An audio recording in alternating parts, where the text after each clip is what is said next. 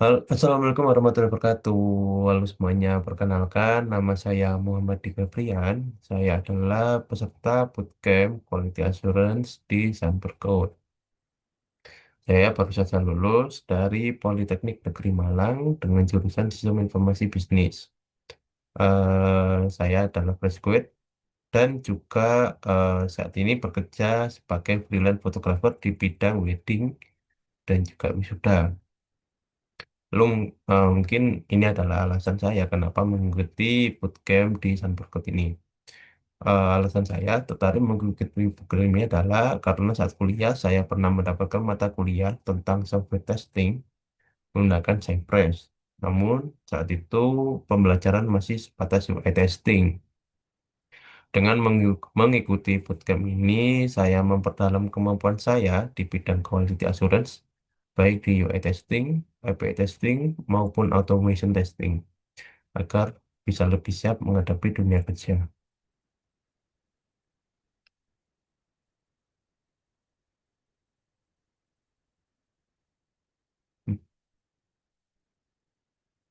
Lalu di sini saya akan mempresentasikan hasil dari proyek akhir saya untuk testing web Orange HRM. Di sini ada beberapa testing, yang dimana ada testing API dan juga testing UI. Eh, Testing yang saya lakukan ada beberapa, yaitu ada di login page, forgot password page, dan juga directory page. Oke, mungkin di sini saya akan mempresentasikan kegunaan dari beberapa file-file yang ada di VS Code saya ini. Oke, yang pertama adalah fitur. File fitur ini berguna untuk mendeskripsikan skenario test dalam bahasa yang non-teknis, dikarenakan supaya bisa lebih mudah dibaca, bukan hanya untuk QA tapi juga developer, project manager, dan orang orang-orang yang non-teknis terkait eh, coding sebuah testing. Lalu di sini ada beberapa file fitur. Yang pertama adalah directory fitur, forgot password fitur, dan juga login. Login di sini ada dua test case, yaitu yang login positif, yang dimana user berhasil menginputkan username di login page, dan juga login negatif jika user hanya menginputkan sebuah username saja, password saja, atau username dan password yang salah, atau mengosongkan login page, username dan password, lalu user eh, mengklik sebuah button login. Lalu di sini ada file fixed object model atau bisa disebut POM. Di sini adalah konsep desain Python untuk memisahkan test script dengan locator atau aksi UI. Tujuannya supaya tes lebih rapi, reusable, dan mudah dimaintain.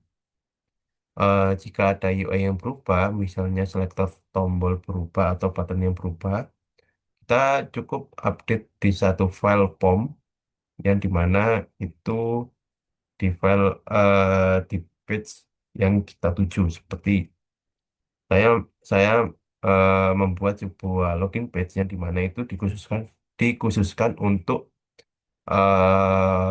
dashboard atau tampilan UI di login. Di sini ada saya post login, visit, yaitu visit kita membuka sebuah laman Orange HRM. Lalu di situ saya membuat sebuah file codingan yang dimana itu adalah button-button dari yang ada di login page. Lalu yang ketiga ada step. Type definition. Nah, di sini adalah file fitur diterjemahkan ke dalam kode Cypress.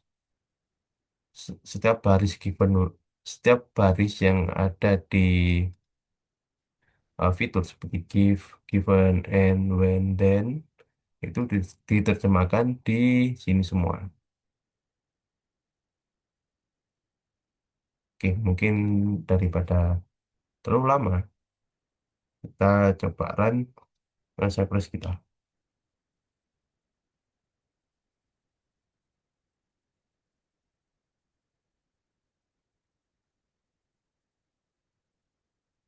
Oke, ini adalah tampilan awal dari Cypress kita.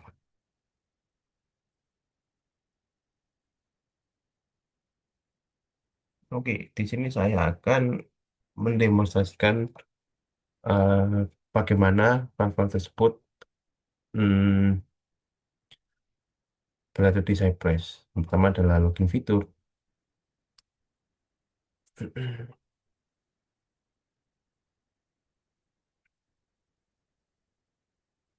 Oke, di sini ada sebuah log atau hasil dari testing di bagian login page, yaitu yang ada di positive case.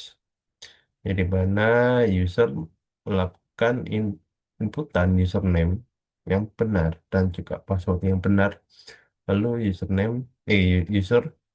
mengklik sebuah button login. Lalu user juga akan di redirect ke sebuah dashboard atau login akan di redirect ke sebuah dashboard Orange HRM seperti ini.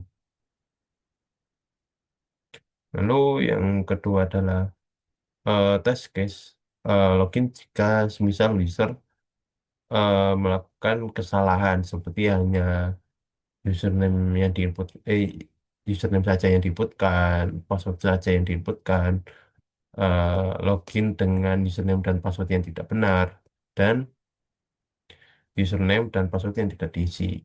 Di sini ada ada sebuah hasil dari ketika user menginputkan username saja. Jadi ada di sini di bagian button password, eh, di bagian inputan password, sorry, itu muncul sebuah error untuk user harus menginputkan sebuah password tersebut. Dan juga di bagian password juga kurang lebih yang bersama. Nah, user diminta untuk menginputkan sebuah username untuk memasuki halaman dashboard tersebut. Lalu di sini juga ada semisal user menginputkan menginputkan menginputkan username dan password yang salah. Jadi sistem atau website akan memberikan notifikasi error jika invalid kredensial. Lalu juga ketika user tidak menginputkan username dan password, maka akan muncul required di bagian username dan juga password. Lalu untuk di bagian password, sebenarnya ini ada beberapa tes, tetapi eh, ini adalah web dummy yang dimana ketika kita menginputkan username yang salah, yang dimana di bagian page login username-nya adalah admin, tapi ketika kita menginputkan username selain admin dan kita melakukan tombol mengklik button reset password, maka yang hasil yang ditunjukkan adalah eh, reset password link send successful. Harusnya di situ tidak ada dikarenakan username-nya hanya ada admin saja yang di halaman di login page. Oke, lalu yang fitur ketiga adalah dashboard di bagian directory.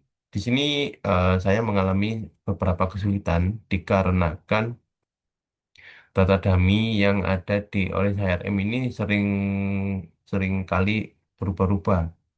Seperti adanya penambahan atau ada yang dihapus. Lalu yang membuat tes di directory menjadi fail atau timeout dikarenakan nama username, job title, dan location itu tidak sesuai. Karena saya set,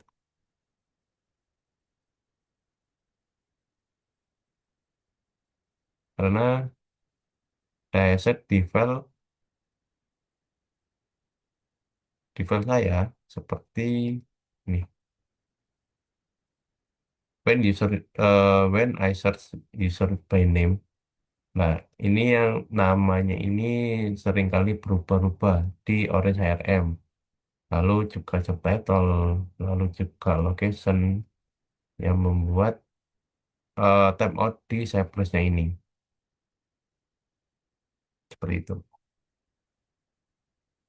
Timeout,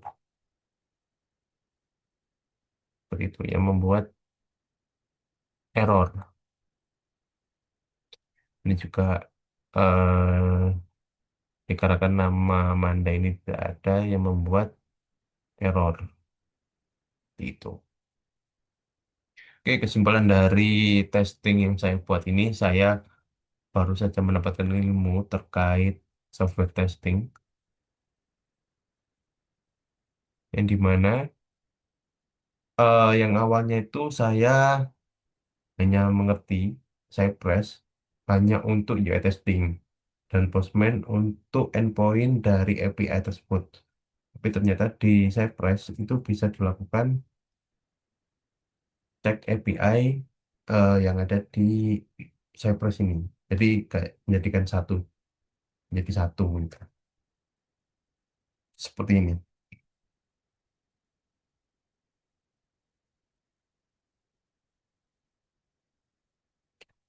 Oke, sekian dari saya. Terima kasih untuk ilmunya dan Assalamualaikum warahmatullahi wabarakatuh.